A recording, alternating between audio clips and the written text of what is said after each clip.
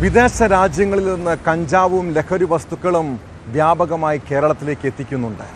വിമാനത്താവളങ്ങളിൽ പരിശോധന ശക്തമാക്കിയതോടെ ലഹരി മാഫിയ സംഘങ്ങൾ വേറിട്ട രീതികൾ പരീക്ഷിക്കുകയാണ്.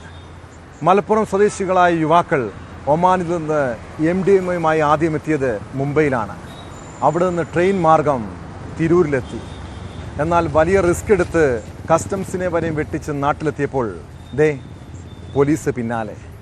യുവാക്കളെ ചോദ്യം ചെയ്യുകയും പരിശോധിക്കുകയും ചെയ്തപ്പോഴാണ് MDMA കണ്ടെടുത്തത്.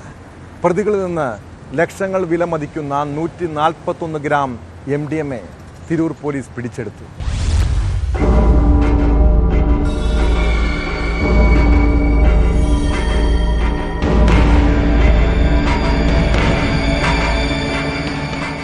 ആനമങ്ങാട് സ്വദേശി പുല്ലാനിക്കൽ ഹൈദരലി, തിരൂരങ്ങാടി സ്വദേശി കുന്നത്ത് സൈനാർ, വേങ്ങര കണ്ണമംഗലം സ്വദേശി പാറക്കൽ മുഹമ്മദ് കബീർ എന്നിവരാണ് തിരൂർ റെയിൽവേ സ്റ്റേഷൻ പരിസരത്ത് നിന്ന് പോലീസിന്റെ പിടിയിലായത്.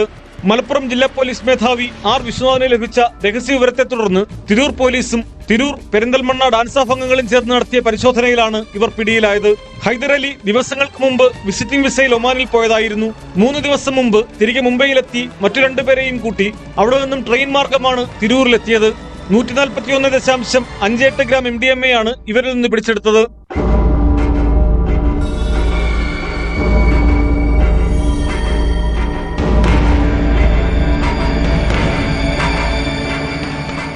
റെയിൽവേ സ്റ്റേഷന് സമീപത്തെ പാർക്കിംഗ് ഗ്രൗണ്ടിൽ നിന്ന് ലഹരി മരുന്നുമായി കടന്നുകളയാൻ ശ്രമിക്കവെയാണ് ഇവർ പോലീസിന്റെ വലയിലായത്.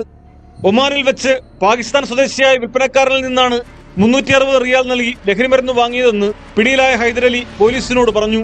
കേരളത്തിൽ ഇതിന് 5 ലക്ഷത്തോളം രൂപ വില മതിക്കും.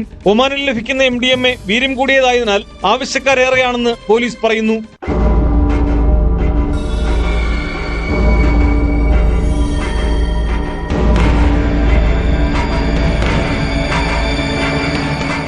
ന്യൂസ് 18 തിരൂർ.